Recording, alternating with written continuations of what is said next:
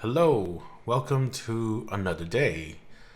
This time I am back at Missouri State University. We are doing a short film for a fellow MFA cohort of mine.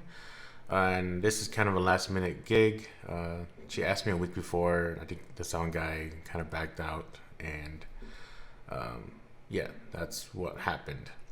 So I have just purchased a new W Lav Pro. It's micro dot, and I kind of wish they didn't do micro dot. I know why they're doing it. They try to make it kind of universal, so you can put whatever you want on it. But micro dot you have to twist it on, and sometimes it doesn't connect very well. But this gig is a short film, and it's a pretty simple one. And we spent a lot of time setting up more than actually filming, which to me is it's not my style. I like to kind of go, but I understand like it does take time to set up stuff, but I don't think it should be taking up this much time. But I'm just kind of on the side here.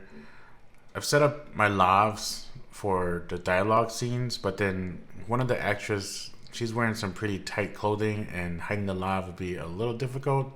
So I decided to put one lav on her on this day.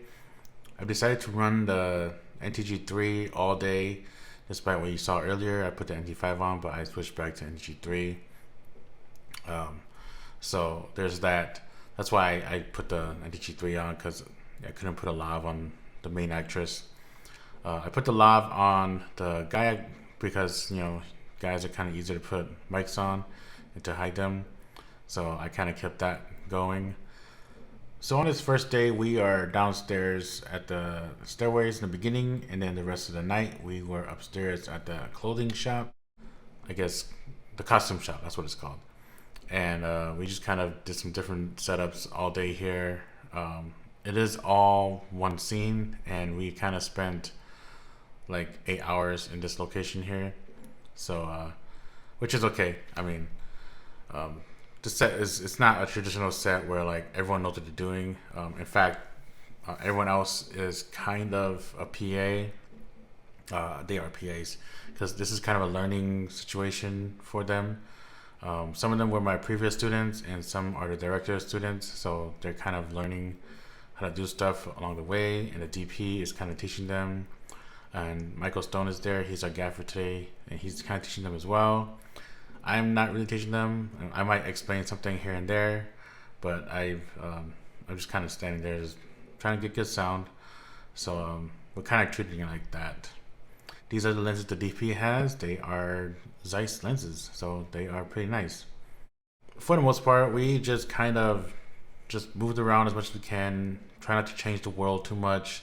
Look at one location as much as we can before we actually move on. And that was the main gist of the setup, like any of the film set really. And we're semi-limited on our lighting. We're all using our own gear here. None of the school's equipment is being used. We're running Blackmagic cinema camera, so I'm running time code in it as well. So there's that advantage.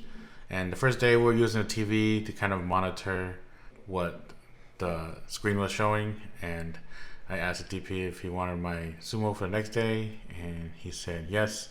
So I set that up for him the next day. Just because it's a little bit easier. Like a TV will work fine, but you can't put a TV on a stand. So like you kind of have to force to put a TV on a table of some sort, or in this case, it was his camera cart, which he somehow fit that camera cart in an elevator and brought it to the second floor, and went upstairs. And I was gonna bring my cart, but decided not to. The second day, we are on the first floor in the theater all day, and like I said, I set up my Atomos Sumo 19 for them. I brought my monitor stand as well, just because it's easy to roll around. We don't have to worry about anything else, and we don't have to be so concerned about power that much. Although this is plugged into power, and look at this extremely crazy power outlet in the back there. I set that up for the previous project because we're running like so many transmitters and receivers and stuff. This little C here, I I kind of want to talk about it.